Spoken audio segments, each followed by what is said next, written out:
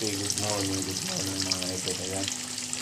Nagpapababoy tayo mga idol. Sama na yung baboy at saka tofa na prito. Ito na mga idol yung yung baboy. Ito na, tofa at baboy tayo mga idol. At saka ito, pinakpit tayo, gulay. Yan. Nagugulay tayo idol. Kapares ng tofa at baboy. So yan mga idol.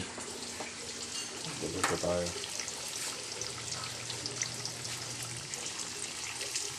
Yun. Yan. Bakit parang nasa kaganda pala ito yung malaking ganito na? Yan na.